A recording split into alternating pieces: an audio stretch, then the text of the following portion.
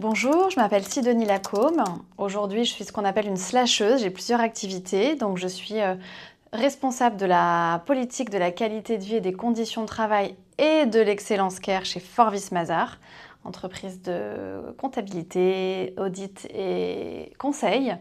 Et puis, je suis aussi coach pour dirigeants et thérapeute. Je suis également depuis 3 ans mentor pour des start-upers, à la fois dans le cadre du Lab RH et aussi dans le cadre de l'accélérateur X-Factory chez Forvis Mazars. Alors, depuis l'année dernière, j'ai mentoré une quinzaine de startups. J'en ai régulièrement tous les mois qui me sollicitent. Ça va de comment je pose ma vision et quel est l'impact que j'ai envie d'avoir auprès de mes clients. Ça passe par la stratégie commerciale, les enjeux de prospection, les types de clients, comment je travaille aussi mon rétro-planning, les différents cycles de vente. Et puis, on peut aller évidemment sur plus la posture du dirigeant, sur la confiance en soi, sur comment on est en capacité aussi d'ouvrir des portes, de challenger un réseau. Et puis j'interviens aussi sur l'ambition. Voilà, comment on peut passer d'un chiffre d'affaires où on commence à développer sa clientèle jusqu'à plusieurs millions. Je travaille beaucoup avec certaines startups sur la préparation du pitch aussi dans le cadre de levée de fonds auprès des investisseurs. Et ça me permet aussi de pouvoir les coacher sur la posture, sur le ton de la voix et sur la vision qu'ils proposent et quel impact durable ils proposent auprès de leur clientèle. Il y a quelques semaines, j'ai eu l'occasion de mentorer l'équipe dirigeante de Hello Palo pour préparer leur pitch auprès de certains clients.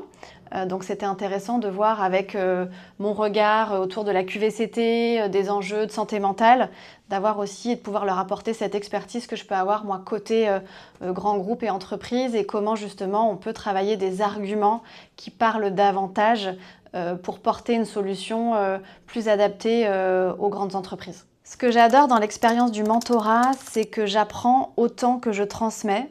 C'est vraiment intéressant d'avoir des échanges, de découvrir aussi les nouvelles solutions parce que c'est des solutions innovantes avec des personnes qui se posent des questions pour accompagner les entreprises sur comment les aider à mieux recruter, à mieux développer leurs talents, à mieux s'occuper de leur santé mentale aussi, à mieux les aider à vendre. Moi, je trouve que ça, cette compétence, elle est hyper importante.